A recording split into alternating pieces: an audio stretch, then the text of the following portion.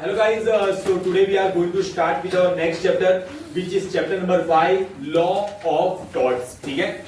अब देखिए, एक ऐसा टर्म दिया हुआ है torts, अगर इसका मीनिंग क्लियर हो गया ना आप लोगों को, फिर ये चैप्टर बहुत ही एकदम ही ज्यादा सिंपल है।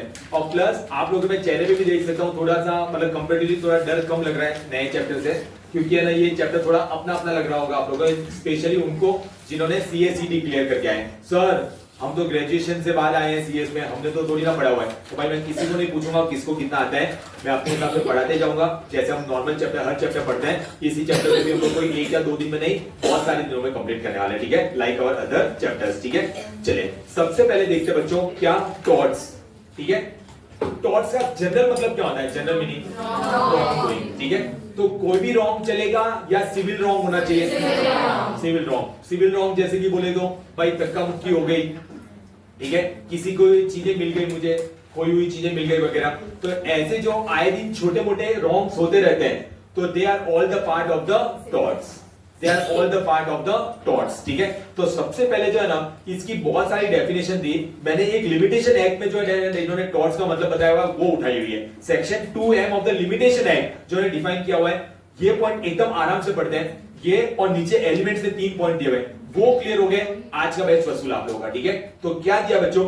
टॉर्ट मीन से सिविल रॉन्ग। क्या लिखा है? टॉर्ट मीन से सिविल रॉन्ग। क्या से भी दूसरा इंटरप्रिटेशन निकल जाना चाहिए, अगर आप कोई क्रिमिनल रॉन्ग कर रहे हो तो वो सब टॉर्ट्स में नहीं आता है। ठीक है, टॉर्ट मीन से civil wrong which is not exclusively a breach of contract और ए ब्रीच ऑफ ट्रस्ट। मतलब ऐसे रॉन्ग जिसको लिए कोई लॉ नहीं बना हुआ है, जिसको कहीं पे मेंशन नहीं किया गया है, या जो किया हुआ है लेकिन वो इनएडवोकेट है, तो ही वो टॉर्ट के मुताबिक डील किया जाएगा, तो ही उसको टॉर्ट माना जाएगा। मतलब पॉइंट समझो, ब्रीच ऑफ कॉन्ट्रैक्ट है तो उसके लिए कहां पे आपको दिया हुआ है? कॉन्ट्रैक्ट एक्ट में लिखा हुआ है ना, तो आप वो टॉर्ट्स क्यों मान रहे हो? ब्रीच ऑफ ट्रस्ट के लिए भी अलग से प्रोविजन दिए हुए हैं, तो आप उसको टॉर्ट में क्यों मानोगे? Getting my point? श्योर? मतलब पॉइंट समझो, आपके और मेरे बीच में कॉन्ट्रैक्ट हुआ, ठीक है, और मैंने जो कॉन्टेक्चुअल ऑब्लिगेशंस थे, कॉन्टेक्चुअल ऑब्लिगेशन यानी कि the obligation which arises from the contract, वो फुलफिल अगर मैं नहीं कर पा रहा हूं तो क्या वो टॉर्ट है? नहीं, that is the breach of contract. और अगर वो ब्रीच ऑफ कॉन्ट्रैक्ट है तो contract act will take care of it. Clear हो रहा है? तो अगेन टॉर्ट मीन से which is not exclusively a breach of contract और a breach of trust. Clear हो रहा बच्चों? अब आते हैं, एक और पॉइंट चाहिए तो हम लोग ले लेते हैं। First point, the word tort is the French equivalent of English word wrong. The word tort is derived from the Latin language from the word टॉर्टम, the simply stated tort means wrong. Clear? बस इतना ध्यान रखना, हमें introduction से नहीं, आगे बहुत अच्छे अच्छे आंसर है, वहां से हम लोग देखेंगे। डन बच्चों? और ये जो इंट्रोडक्शन के पॉइंट है वो ऑलरेडी पीछे आ ही जाएंगे आप लोगों को कहीं ना कहीं। या तो कोई डाउट है किसी को? पक्की बात? चलिए, एक सिर्फ नॉलेज के लिए बता रहा हूं, बताओ ना बच्चों, ये जो लॉ ऑफ टॉर्ट्स हेडिंग दिया हुआ है ये कहां पे हुआ? ये किसने बनाया? पार्लियामेंट ने या जजेस ने? ये पार्लियामेंट में कोई एक्ट यार ऐसा नहीं है, टॉर्ट्स एक्ट नहीं है कोई। ठीक है, टॉर्ट्स कोई एक्ट नहीं है, ये जज ने जो है ना उनके सामने मामले आते गए, उसके बेस पे उन्होंने बताया भाई ऐसा अलग से कोई कानून है। जैसे हम एडमिनिस्ट्रेटिव लॉ की भी बात करते हैं, तो एडमिनिस्ट्रेटिव लॉ कोई एक्ट नहीं है, एडमिनिस्ट्रेटिव एक्ट। ठीक है, तो वैसे लॉ ऑफ टॉर्ट्स जो है ना, तो आप लिख सकते हैं मेड बाय जजेस। सिर्फ नॉलेज के लिए बता रहा हूं, कोई पार्लियामेंट में ऐसा नहीं है वहां पे बिल पेश किया गया ना फिर ऐसा हुआ ना वैसा हुआ, वो सब नहीं। जो एक्चुअल में प्रैक्टिस करते जाते हैं, उनके सामने मामले आते जाते हैं, उसके बेस पे ये डिसाइड किया गया। Am I clear boys and girls? पढ़ो आगे में। चलिए, अब आते हैं एलिमेंट्स ऑफ टॉर्ट। क्या था बच्चों? Elements of tort. ठीक है, 3 पॉइंट ध्यान में रखना बच्चों। आप सिर्फ इतना याद रखेंगे हर सिविल रॉन्ग टॉर्ट होता है, क्या ये सही है? मैं चलो मैं एक स्टेटमेंट देता हूं, every civil wrong is a tort. False. ठीक है, तो सिविल रॉन्ग होना चाहिए, वो सिविल रॉन्ग किसके रिलेटेड नहीं होना चाहिए? ब्रीच ऑफ ट्रस्ट और ब्रीच ऑफ कॉन्ट्रैक्ट। सर ये 2 पॉइंट तो दी। और तीसरा point, this wrong is retraceable by an action for unliquidated damages. और वो जो रॉन्ग हुआ है ना बच्चों, तो उसमें डैमेजेस है, डैमेजेस मिल सकती है, लेकिन वो डैमेजेस क्या मिलेगी, कितनी मिलेगी, किसी को नहीं पता, तो उसको हम क्या बोलते हैं? Unliquidated damages. अच्छा, मतलब अब मैं आपको बताता हूं लिक्विडेटेड डैमेजेस किसे कहते हैं और अनलिक्विडेटेड। इतना हमने लॉ पढ़ा, आई थिंक कभी हमारे डिस्कशन में आई भी होगी, तो या तो पहले मैं आपको मौका दे रहा हूं, पता तो बताओ, नहीं है तो मैं दोनों ही बता दूंगा, लिक्विडेटेड अनलिक्विडेटेड। एनीवन? लिक्विडेटेड मतलब जो पहले से पता होते हैं, हमने पहले से ना डिसाइडेड होता है कॉन्ट्रैक्ट में, अगर ब्रीच किया तो 5 लाख का जुर्माना पे करना पड़ेगा। तो this is the liquidated damages, ठीक है। अनलिक्विडेटेड डैमेजेस क्या मिलेगा, कितना मिलेगा, किसी को नहीं पता पहले से, तो वो क्या हो जाएगा, अनलिक्विडेटेड डैमेजेस। तो मुझे बताओ बच्चों, टॉर्च को टॉर्च बनाने के लिए, ठीक है, टॉर्च को टॉर्च बनाने के लिए एक पॉइंट चलेगा, तीनों ही पॉइंट होने चाहिए। पहला क्या होना चाहिए बच्चों, मेन पॉइंट सिविल रॉन्ग होना चाहिए, ठीक है। दूसरा point, the civil wrong is not a breach of contract और ब्रीच ऑफ ट्रस्ट, और वो जो रॉन्ग से जो हमें एक्शन जो है वो कौन सी डैमेज होनी चाहिए, अनलिक्विडेटेड डैमेजेस होनी चाहिए, ठीक है। अच्छा, अब डैमेज और डैमेजेस को भी डिफाइन किया गया है। आई डोंट थिंक एग्जाम में आ जाएगा, लेकिन एक बार डैमेज और बहुत बार आएगा, हम पढ़ के एक बार क्लियर कर लेते हैं, ठीक है। डैमेज मींस द और जो आपको कानूनी हक मिले हुए हैं और वो हक को कोई छीन रहा है, तो दैट इज द डैमेज, ठीक है। मतलब डैमेज मतलब दो चीजें हो सकती है, या तो लॉस हो रहा है, ठीक है। अच्छा, लॉस जो मुझे लगा, अच्छा अब कोई मर जाता है और आपको है ना कोई मर जाता है और आपने देखा होगा कोई मिलने आता है, स्पेशली प्रोफेशनल्स वगैरह, तो एक लाइन बोलते हैं, सॉरी फॉर द लॉस। क्या वो ये लॉस की बात कर रहे हैं, लीगल लॉस, ला भाई इतना ही मर गया, तुझे दूंगा ला 5 करोड़, ऐसा बोलते हैं लोग, नहीं दिया तो रुक अभी टॉर्च का केस कर। क्या वो लॉस है, नहीं। तो यहाँ पे कौन सा जो लॉ की नजर में लॉस माना जाएगा, लीगल लॉस, यानी कि जो लॉ की नजर में लॉस माना जाएगा। अच्छा, आप लोग violation of legal right, sir आज हम टेस्ट नहीं देना चाहते, आप जबरदस्ती कर रहे हो या हमारी राइट्स को आप छीन रहे हो, बताओ क्या ये राइट्स को मैं छीन रहा हूं, तो क्या ये लॉ की में वायलेशन है, उनको लीगल राइट हुआ, नहीं। हाँ, केस करो, कोर्ट में मिलेंगे, ठीक है। वापस डैमेज, दोनों का ध्यान रखना, पॉइंट समझो। डैमेज ऐसा लिखा होता, डैमेज मींस द लॉस और वायलेशन ऑफ राइट, तो मीनिंग की चेंज हो जाता, वरना वो बोलते हैं लॉस, मुझे तो ये लॉस लग रहा है, आपको लगा नहीं लगा, मैं क्या करूं। इसलिए देखो लॉ मेकर से कितना एक एक वर्ड में देखो कितना दर्द छुपा है।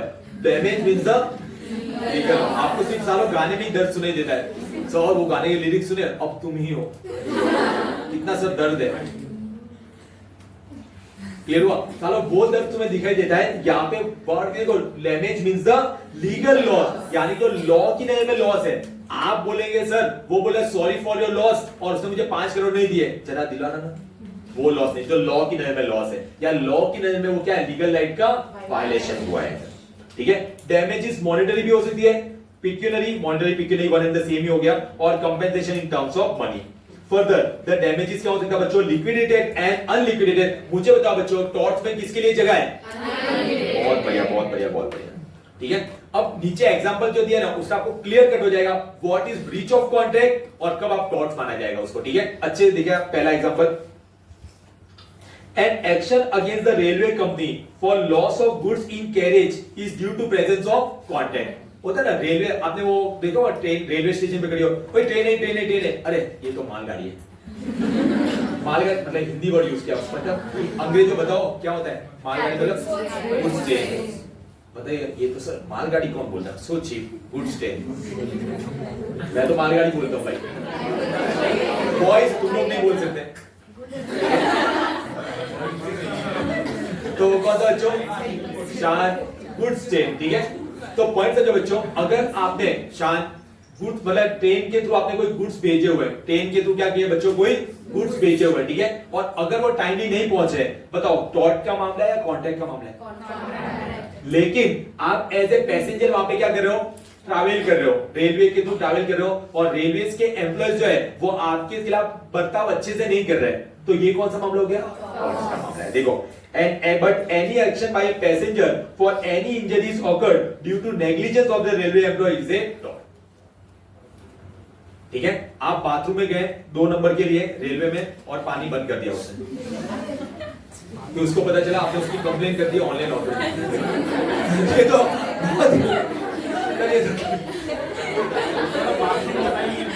ये तो क्रिमिनल होना चाहिए सर। अरे पर भूखे तो निकलोगे, वो बोलता है सब छेद होता है। मैंने क्लियर करा 2 नंबर, 1 नंबर नहीं, अच्छा वो उसने क्यों किया? क्योंकि उसको पता चला आपने होता ना, अब तो ऑनलाइन कंप्लेंट फाइल कर सकते हैं, तो आपने उसकी कोई ऑनलाइन कंप्लेंट फाइल कर दी थी, ठीक है। अब बोलता तू जा, मैं वो वेट ही कर रहा था, आधी रात को भी जाएगा ना, पानी बंद कर दूंगा, कैसे निकलता देखता हूँ, ठीक है। आप बोले सर ये तो क्रिमिनल रॉन्ग में आना चाहिए। चले मस्ती बजा के एक साथ, सॉरी मेरी वजह से हो रहा है पावर। अच्छा ये छोटा मोटे रॉन्ग हुआ ना, civil wrong, this was also the example civil wrong. Employ आपके साथ मिसबर्ताव कर रहा है, ये भी तो मिसबिहेव। अरे मेरी अंग्रेजी टूटी फूटी है यार, तो मैं मजाक में, मैं सच में बोलता हूँ, मेरी इंग्लिश ऐसी है, तुम लोग को मस्ती में लगता है। मैं ऐसा बंदा हूँ जो है, मैंने आपको शायद बताया भी होगा मेरा एक्सपीरियंस, मैं एमबीए के स्टूडेंट का सेशन लेने के लिए गया था, बताया था मैंने। वहां पे मतलब इंग्लिश भाई मुझे इसलिए फील आता है भाई, ये पढ़ाते हुए लगना चाहिए हो रहा है, कुछ पढ़ रहे हैं, समझ आ रहा है, ऐसा अंग्रेजी वाली चीज अंग्रेजी में बोलेंगे फील ही नहीं आता। अब मुझे आपको डांटना हो या कभी कभार बॉयज को या कि तो डांट दूं मैं, अब वही चीज में अगर वही चीज में सुन लो एक बार, अगर शांत इंग्लिश में डांटूं उनको फील ही नहीं आएगा, तो उनको फील भी नहीं आएगा। यही अगर हिंदी में टोन भी हो तो वो वर्ड ऐसे छुपेंगे ना, वो सर अभी आगे से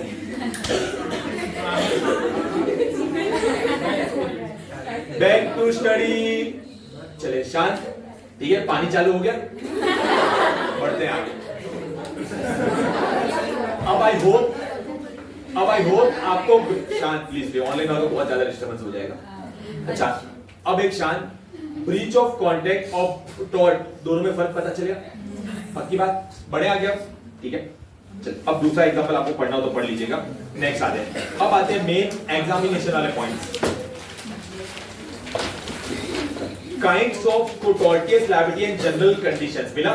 चलिए अब इसमें ना ये प्लीज यार आपस में बातें हो रही है, नहीं मजा आ रही है, अब सुनना अच्छे से, ये मैं पढ़ाऊंगा आप लोगों को, लेकिन थोड़ा चैप्टर को आगे पीछे करते हुए, पहले तो हमें लाइन वाइज ही आना है, पहले जो नीचे 1 2 3 पॉइंट दिए, बाद में बताऊंगा मैं कैसे पढ़ाने वाला हूं। Liability against the civil wrong, against civil wrong का मतलब दिया हुआ है, एक पॉइंट चाहिए हमें। Civil wrong refers to those which satisfy the conditions of liability and are remedied by the law.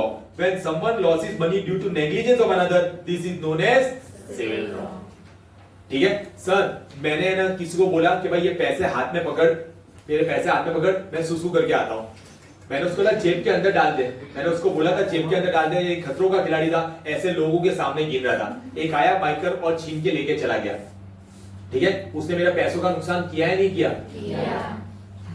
Damage to property or reputation, failure to fulfill contractual duty, physical or mental harm are all example of wrongful losses. ठीक है, चलिए अब आते हैं हम normal point पे, general condition of liability for a tort, एकदम आराम से, ठीक है। जनरल कंडीशंस बोलो, लायबिलिटी अगेंस्ट ए टॉर्ट, इंपॉर्टेंट है, 3 पॉइंट दिए हुए, पहला अंडरलाइन कर दो। पहला वो क्या होना चाहिए, अच्छा टॉर्ट में कब लायबिलिटी आएगी वो बताए, जनरल कंडीशन, अंडरलाइन करना बच्चों। फर्स्ट पॉइंट रॉन्गफुल एक्ट और ओमिशन, रॉन्गफुल एक्ट और omission.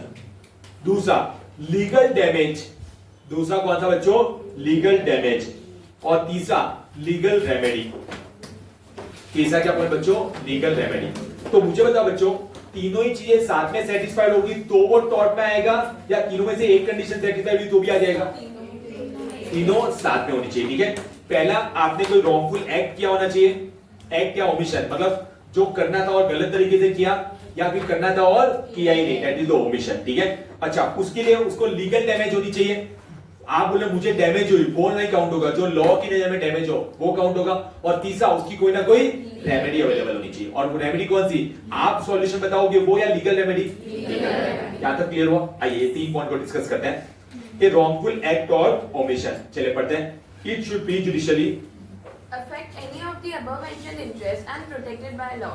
Thus, every person whose legal rights, example right of reputation, right of bodily safety and freedom, and right to property are violated without legal excuse, has a right of action against the person who violated them, whether loss results from such violation or not. पहले हम सिर्फ बात करें individual points की, ठीक है। पहले हम बात करते हैं रॉन्गफुल एक्ट, तो रॉन्गफुल एक्ट कुछ भी हो सकता है, ठीक है। मैंने आके आपके बारे में उल्टा सीधा बोलना बकना स्टार्ट कर दिया या वाइस वर्सा, आपने आके मेरे बारे में उल्टा सीधा बोलना स्टार्ट कर दिया जो कि एक्चुअल में ये फैक्ट्स नहीं है, तो ये राइट ऑफ रेपुटेशन हुआ नहीं हुआ ना। आप मेरे रेपुटेशन के बारे में कुछ भी बोल रहे हो, मैं आपके रेपुटेशन के बारे में कुछ भी बोल रहा हूँ। Right of bodily safety and freedom, right to property, तो अगर आप इनका वायलेशन कर रहे हो और विदाउट एनी लीगल एक्सक्यूज, तो इसको हम लोग क्या बोलेंगे बच्चों, this is the act of wrongful act. Clear हो रहा है बच्चों? चलिए, जैसे केस लॉ दिया हुआ है, केस लॉ दिया हुआ है कि जैसे एक गार्डन जैसा एरिया था और वहां पे कुछ फ्रूट्स के ट्रीज लगे हुए थे, लेकिन वो पॉइजनस थे। क्या थे बच्चों? पॉइजनस थे, ठीक है। तो वो जो भी कॉर्पोरेशन वाले होंगे, कॉर्पोरेशन या जो गार्डन को मेंटेन रखते हैं, उनकी ड्यूटी बनती थी कि वहां पे तार वार या ऐसा कुछ फेंसिंग बनाना चाहिए, क्या कि छोटा बच्चा है, वहां पे पॉइजनस लिखा तो हम बड़े तो समझ जाए, लेकिन छोटा बच्चा वहां पे जाके फ्रूट ना खा ले, ठीक है। इस केस में क्या हुआ था, एक बच्चा गया और उसने वो फ्रूट खा लिया, ठीक है, और डायरेक्टली जब उठा तो भगवान की गोद में था। भाई मैं ये कहाँ आ गया? भगवान ने बोला बालक तूने एक फ्रूट खा लिया। मामा बोलती है फ्रूट खाना तो अच्छा होता है, ठीक है, मामा बोलती है फ्रूट खाना तो अच्छा होता है, लेकिन वो जहरीला फ्रूट था, ठीक है। मुझे बताओ बच्चों, कॉर्पोरेशन ने यहाँ पे गलती हुई या नहीं हुई? क्या गलती? वो फेंसिंग नहीं लगाना, वो फेंसिंग नहीं लगाना। एक corporation fail to put proper fencing बिला to keep the children away from the poisonous tree and a child plucked and ate the fruit of the same tree and died. Court held corporation liable for such omission. मतलब ये क्या मतलब बता रहे हैं? हम torts पे अभी बात नहीं है, टॉर्ट्स तो कब बनता है जब तीनों पॉइंट साथ में कंबाइन होते हैं। अभी हम किसकी बात कर रहे हैं? रॉन्गफुल एक्ट और ओमिशन। मतलब ये पॉइंट क्या बता रहा है? कभी कभी कुछ नहीं करना भी रॉन्गफुल हो सकता है। यहाँ पे रॉन्गफुल क्या था? कुछ या वो रॉन्गफुल था, या जो मतलब करना चाहिए था और नहीं किया वो रॉन्गफुल था। Omission is wrongful. आपको फेंसिंग लगा देनी चाहिए थी और आपने फेंसिंग नहीं लगाई, that is the wrongful. Sir ये टॉर्ट हुआ है क्रिमिनल, भाई मैं उसमें जा ही नहीं रहा हूं। अभी हम लोग पहला पॉइंट ही क्या है? जनरल कंडीशन, रॉन्गफुल एक्ट और ओमिशन, ठीक है। और उसमें भी यानी ये एग्जांपल किसका है? कभी कभार नहीं करना भी क्या हो सकता है? रॉन्गफुल हो सकता है। कहने का मतलब ये पहला पॉइंट क्लियर हुआ। अच्छा, दूसरा पॉइंट, टॉर्ट बनाने के लिए पहले रॉन्गफुल एक्ट या ओमिशन होना चाहिए, लेकिन उसके साथ साथ दूसरा पॉइंट जो मेन पॉइंट है बच्चों, वो कौन सा बच्चों? लीगल डैमेज होना चाहिए, ठीक है। सर डैमेज तो बहुत हुई, आपके बोलने को हम डैमेज नहीं बोलेंगे, लीगल डैमेज। लॉ की नजर में वो क्या होना चाहिए? डैमेज। और हमने पीछे ऑलरेडी देख लिया, डैमेज मीन से लीगल लॉस और वायलेशन ऑफ लीगल राइट्स। पता चला बच्चों? लॉस या राइट्स दोनों में से अगर किसी को भी वायलेशन हो रहा है तो उसको हम लोग क्या बोलेंगे बच्चों? लीगल डैमेज हुई। आइए पढ़ते हैं। It is not every damage that is a damage in the eyes of the law. मैंने अच्छा खासा आप लोगों को एग्जांपल दे दिया, सॉरी फॉर योर लॉस वाला, that is not the legal damage in the eyes of the law. It must be a damage, It must be a damage which the law recognizes as such. In other words, there should be legal injury or invasion of the legal right. In the absence of an infringement of a legal right, an action does not lie.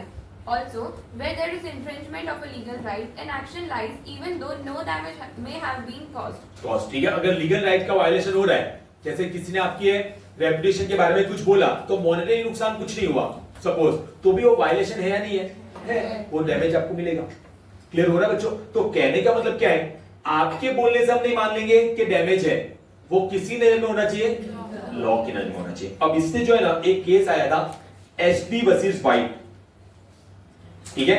उसमें क्या बोला? Legal damage is neither identical with the actual damage and nor it is necessary pecuniary. दो point बोले हुए हैं, ठीक है, कि आपने बोला 5 करोड़ का डैमेज कंपेंसेशन दो, ठीक है, तो एक्चुअल में क्या है और लॉ क्या देगा उससे कोई आपस में तालमेल बीते वो जरूरी नहीं है, और ये भी जरूरी नहीं है कि वो डैमेज हमेशा पिक्यूनरी हो। देखो वापस, लीगल डैमेज इज नाइदर, बोलो, identical with actual damage nor it is necessarily pecuniary. वो पिक्यूनरी हो वो जरूरी नहीं है। तो यहां से अगेन दो मैक्सिम उठा के वो लोग लेके आए। अब इन दोनों पे बवाल करेंगे, इन दोनों पे डिस्कस करेंगे। पढ़ा हुआ क्या पहले कभी? चलिए पहला उसमें तो इतना भी पढ़ रहे तो चलता, इसका मतलब क्या होता है और उसका मतलब क्या होता है, ठीक है। डेमनम साइन इंजुरिया, डेमनम साइन इंजुरिया, डेमनम साइन इंजुरिया, डेमनम साइन इंजुरिया। एक बार और, डेमनम साइन इंजुरिया। इसका मतलब क्या हो रहा है? डैमेज विदाउट इंजरी, और एक होता है इंजुरिया साइन डेमनम, यानी कि इंजरी विदाउट डैमेज। अब इन दोनों को पढ़ते हैं क्या बोलना चाहते हैं लोग, ठीक है। डेमनम साइन इंजरिया, ठीक है, डैमेज विदाउट इंजरी, ठीक है।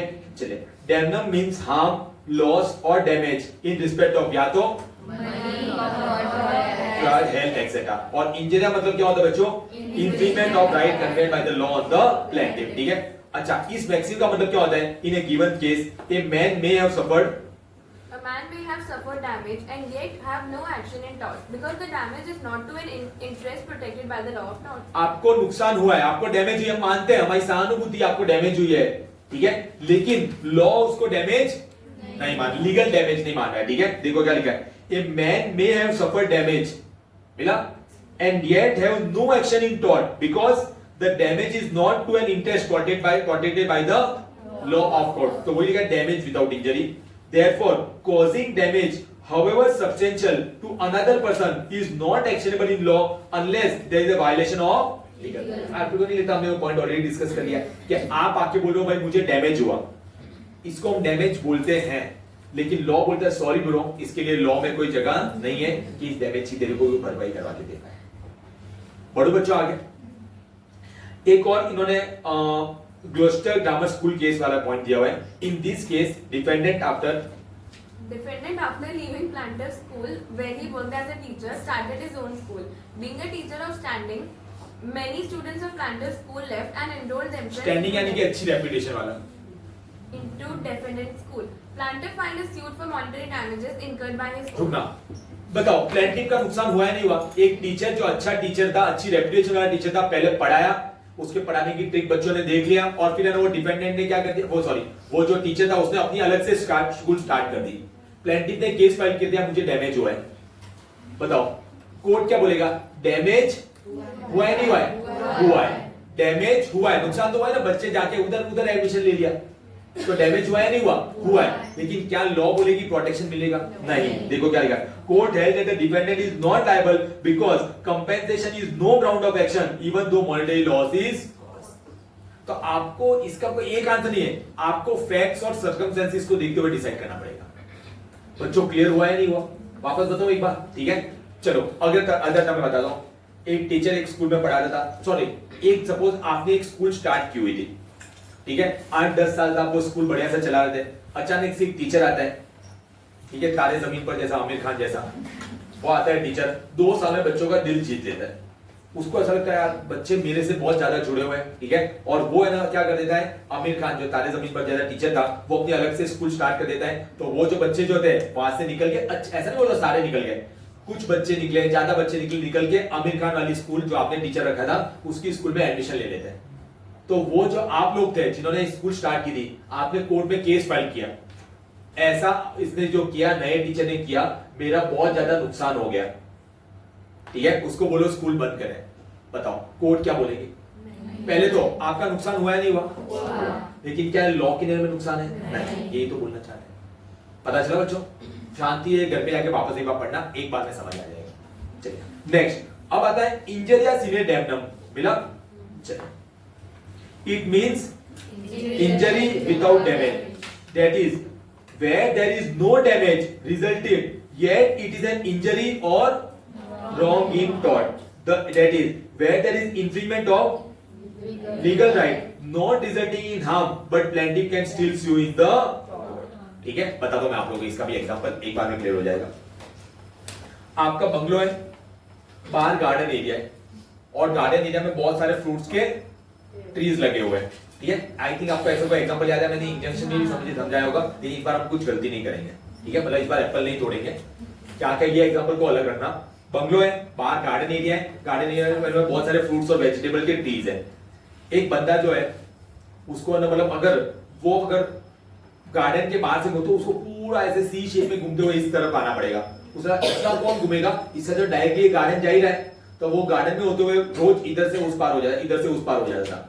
एक दिन आपकी नजर साला बंदा है कौन, आपने पूछा हु आर यू, बस आम इंसान, बोलते आपने बोला पब्लिक गार्डन नहीं है जो तू इसके इधर से होते हुए उधर जा रहा है, खबरदार कल से दिखा दो, वो अगले दिन वापस दिखा। अच्छा आपने ये देखा जाके ट्रीज वेजिटेबल्स फ्रूट्स कुछ तोड़े हो नहीं, सीसीटीवी कैमरा चेक किया, कुछ नहीं करा है, शांति से आ रहा है, शांति से जा रहा है, शांति से आ रहा है, शांति से जा रहा है। बताओ बच्चों, डैमनम सीने इंजरिया है या इंजरिया सीने डैमनम? बस आंसर देने की मुझे जरूरत ही नहीं है, मिल गया आंसर मुझे। पता चला बच्चों, यहाँ पे क्या हो रही है बच्चों, इंजरी, आपको क्या मिल रहा है, इंजरी हो रही है, भले आपका कोई नुकसान हुआ है नहीं हुआ, आप एक्शन लोगे या नहीं लोगे, या चलने दोगे क्या किसी को भी, वो यहाँ पे लिखा है। Thus the act of trespassing, trespassing यानी वही जो दूसरों की लैंड पे आता है, is actionable even though it does not cause the plaintiff even the slightest harm। फर्क पता चला बच्चों, ऊपर नुकसान हो भी रहा था तो भी कुछ नहीं कर पा रहे थे, यहाँ पे नुकसान नहीं हो रहा है तो भी बहुत कुछ कर सकते हो। Welcome to the law of torts, ठीक है। अच्छा सर इस केस में क्या हुआ था, एचबी वर्सेस वाइट, आइए पढ़ते हैं। और 1703 का केस क्या पढ़ा रहे हैं। In this case the plaintiff was prevented from voting at an election by the defendant. Plaintiff sued defendant for compensation even if no monetary loss was incurred by him. It was held that defendant was liable to pay compensation because he had violated legal right of plaintiff to cast his vote. Defendant had committed a tort. आप लोग सब 18 plus के हो गए, ठीक है। Elections है, आपका सबका वोट का हक है। सर राइट टू वोट तो किसी का डैश नहीं छीन सकता। मैंने बोला मैं छीन के दिखाएगा, चैलेंज करो ना, ठीक है। पहला वोटिंग कितने बजे स्टार्ट होती है, आपने सर सुबह 8 बजे से कितने बजे खत्म होती है, 6 बजे। उस दिन स्पेशल बैचेस पे स्पेशल बैचेस, खाना पीना, कोल्ड ड्रिंक पीना, जूस पीना, ठीक है, सब मेरी तरफ से। सुबह 8 बजे से लेके शाम को 6:30 बजे तक बैच रहेगा। मैं देखता हूँ कैसे वोट करते हो। आप जाना चाहते हो मेरा, अगर नहीं आए तो अगले 3 महीने तक एक भी बैच अटेंड ही नहीं करने दूंगा, ठीक है। आप उस दिन तो आ गए, लेकिन आपको नहीं लग रहा आपका लीगल राइट का वायलेशन हुआ है, हुआ। अगर आप मेरे पे केस कर दो, लॉ इसको गलत बोलेगा नहीं बोलेगा, दिस इज लॉ। पता चला ये इस केस में हुआ, ठीक है। वोट नहीं करने देने जा रहा था, वोटिंग इलेक्शन में वोट नहीं करने देने दे रहा था, तो उसने प्लेंटिफ बोला ये वायलेशन ऑफ लीगल राइट हुआ। पता चला बच्चों, बढ़ो आगे चलिए। तीसरा, अभी भी टॉर्ट नहीं बनाया कि 2 ही पॉइंट हुए ना, पहला रॉन्गफुल एक्ट और ओमिशन, दूसरा वो डैमेज कौन सा होना चाहिए, लीगल डैमेज होना चाहिए in the I of law, और तीसरा पॉइंट क्या बच्चों, उसके लिए कोई लीगल रेमेडी अवेलेबल होनी चाहिए। The third condition of liability for a tort is a legal remedy, this means that to constitute a tort the wrongful act must be term under the law. अब don't worry, इसको अभी मत मतलब पढ़ना हो तो समझ में भी आ जाएगा, वरना इतना भी लिखो चलेगा। अब आपको लीगल रेमेडी कौन से टाइप की हो सकती है, आपको सभी को सब कुछ पता है एकदम। ये चैप्टर जहां पे एंड हो रहा है उसके लास्ट के 2 पेज पे आओ, ये चैप्टर जहां पे एंड हो रहा है। एक हेडिंग दिखेगा रेमेडीज इन टॉर्ट्स, मिला, पूछा हुआ आंसर है और बहुत ही सिंपल आंसर है, आपको सभी को आंसर ऑलरेडी आता है, ठीक है। मतलब ऐसा नहीं ईडी की वजह से पढ़ा हुआ होगा, यहाँ पे एक्सक्लूसिव के कंटेंट के बेस पे भी आपको आ जाएगा। रेमेडीज इन टॉर्ट्स मिला, चलिए। बोला बच्चों 2 टाइप की रेमेडीज होती है, एक होता है जुडिशियल रेमेडीज और दूसरा होता है जुडिशियल रेमेडीज। का मतलब होता है जो कोर्ट में जाके आपको मिलेगी, उसको हम क्या बोलते हैं बच्चों, जुडिशियल रेमेडीज, ठीक है। इसमें 3 दिया हुआ है, बताओ कोई समझाऊं क्या। डैमेजेस ऑलरेडी डिस्कस कर चुके हैं, कोर्ट दिलाएगा।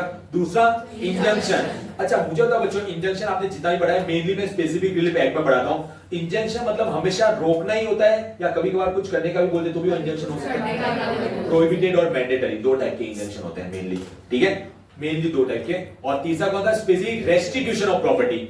रेस्टिट्यूशन मतलब वापस देना, रेस्टिट्यूशन का मतलब क्या होता है, वापस देना, यानी कि रिटर्न बैक, ठीक है। सेकंड लाइन देखना, restitution is the process of returning the property to its rightful owner, ठीक है। गलती से कोई यहाँ पे मोबाइल फोन भूल के चला गया, आपने अपने पास रख लिया, नेक्स्ट डे वापस मांग रहा है, आप उसको दे नहीं रहे हो, बोलते हैं मेरा हाथ में आई चीज में वापस नहीं देता, बोलते हैं डायलॉग बाजी अभी निकाल देते हैं, ठीक है। कोर्ट में चले गया, कोर्ट कौन सा ऑर्डर देगी, डैमेजेस, इंजंक्शन या स्पेसिफिक रेस्टिट्यूशन। बेटा ऐसा नहीं करते, गलत बात, वापस दे, ठीक है। तो वो आपको कोर्ट से मिलेगा, 3 चीजें हो गई। अच्छा नेक्स्ट आता है बच्चों एक्स्ट्रा जुडिशियल रेमेडी। हम अपने आप में कानून है, अपने आप को बचाने के लिए कर रहे हैं। पहला पॉइंट सेल्फ डिफेंस, कोई मारने आ रहा है, आपने उसका हाथ पकड़ा, 2 आपने खुद ने लगा दिया, बताओ वो केस करा, इसने मुझे 2 थप्पड़ मारी, क्या ये टॉर्ट का मामला है। तो रेमेडीज जो है वो कोई सेल्फ डिफेंस, भाई मैं थोड़ी मार खा लूंगा, हम कोई गांधी जी थोड़ी ना एक गाल पे लगाएंगे दूसरा भी गाल आगे करेंगे, ठीक है। Next point prevention of trespass, already example दे दिया, आपने जो है उसको रोकना था, पहले प्यार से समझाया, नहीं मानना था, 2 बाउंसर खड़े रख दिए, मारने के लिए नहीं, देख के डर जाए बाउंसर, या फिर आपने फेंसिंग करवा दिया तारों वाला ताकि वो आ ही नहीं पाए, ठीक है। उसको रोकने के लिए आपने अपने हिसाब से एक्शन लिया, आपने बोला क्या इस मामले के लिए कोर्ट में चला जाऊं क्या, उसको फिर रोकना इसलिए नहीं, ठीक है। री एंट्री ऑन लैंड, आपको किसी ने अपनी जगह से निकाल दिया, तो वापस आप आने के लिए जो भी तरीके से आ रहे हो, चलेगा या नहीं चलेगा, चलेगा, हो सके तब तक कानूनी तरीके से आना, रिकैप्शन ऑफ गुड्स, अगेन किसी ने पहले आप क्या मोबाइल फोन ले लिया और वो नहीं दे रहा है, डायलॉगबाजी कर रहा है, आप अपने तरीके से पहले लेने की करोगे या नहीं करोगे? करोगे। सब अपना अपना फोन पास करो, आजू बाजू वाले अपने दोस्त ऐसे ही, ठीक है। Recaption of goods, abatement of nuisance, the occupier of a land, मिला बच्चों, the occupier of a land may lawfully abet, that is the termination by own act, any nuisance injuriously abating it, thus he may cut the overhanging branches and spreading roots from a neighbor trees। मतलब होता है ना, जैसे कोई आजू बाजू में bungalow है, ठीक है, उसने इतने ट्रीज ग्रो किया, वो ट्री इतना बड़ा हो गया, आपकी खिड़की बंद नहीं हो रही है, आपने प्यार से उसको बोला भाई इसका क्या करना है देख लो ना, मैं खुद काट दूंगा, ठीक है, कोई छोटी तो है नहीं जो काटने से पहले 4 बार सोचो, तो मैंने उसको बोल दिया। अब वहां पे क्या हो रहा है, खिड़की खुली रह रही है, रोज रोज मच्छर आ रहे हैं, ठीक है, ठंडी के टाइम पे हवा आ रही है, बारिश के टाइम पे पानी आ रहा है, क्या करेंगे आप लोग? कोर्ट में जाएंगे, उसको बोलो तो भाई कैंची लिया खटाक, ठीक है। तो वही लिखा बच्चों, अबेटमेंट ऑफ न्यूसेंस, आप वो न्यूसेंस को रोकने के लिए अपने हिसाब, पहले आपने उसको बोला, वो नहीं करा तो आप अपने हिसाब से करेंगे। डिस्ट्रेस डैमेज फीसन, बता इन ऑक्यूपायर में, An occupier may lawfully seize anything which are unlawfully on his land doing damage there and detain them until compensation is paid for the damage। ठीक है, कोई कुछ चीजें आपके लैंड में, आपके घर में, आपके ऑफिस में रख के चला गया, और जो आपको जो चीजें रखनी है उसके लिए आपको जगह नहीं मिल रही है, तो आप उसको अपने हिसाब से बाहर रख सकते हैं, नहीं रख सकते हैं? रख सकते हैं। या फिर अगर आपका कोई नुकसान भी हो गया तो आप उसकी चीजों को अपने पास भी रख सकते हैं जब तक आपको नुकसान की भरपाई करके नहीं दे देता। क्लियर हो रहा है बच्चों? नॉर्मल पॉइंट ये है। तो जुडिशियल रेमेडीज जो कोर्ट में जाके मिलेगी, एक्स्ट्रा जुडिशियल रेमेडीज जो आप अपने लेवल पे संभाल लेंगे। क्लियर? तो what are the types of remedy available in torts, तो एक बार थोड़ा सा ध्यान रखेंगे। हैरी देखना है एक और पक्का? तो आज हमने जो पढ़ा वहां पे क्या लिख दोगे आप लोग? ठीक है। अच्छा देख लो आगे क्या आने वाला है, मेंस रिया, स्ट्रिक्ट और एब्सोल्यूट लाइफ। अच्छा मेंस रिया पता है? स्ट्रिक्टली माइंड मेंस रिया जो है ना, मैं एक बार ओवरव्यू दूंगा कि मेंस रिया बढ़िया, मैं आपको बताऊंगा क्रिमिनल के जो एक्ट है ना उसमें बहुत बढ़िया तरीके से आंसर आता है, तो वहां पे हम अच्छा ये सब का मतलब पता है या ज्यादा डिटेल में बताना है? बैटरी, असॉल्ट, ये सब पता है तो मैं एक बार ओवरव्यू दे दूंगा, या आगे दिया हुआ रीड करके आओगे एक बार, ठीक है? और पढ़ा भी दूंगा, डोंट वरी, नहीं भी पता है तो ऐसे टेंशन मत लेना, बाकी पढ़ लीजिए, कोई भी डाउट क्वेरी रह जाए पूछ लीजिएगा। Thank you so much guys.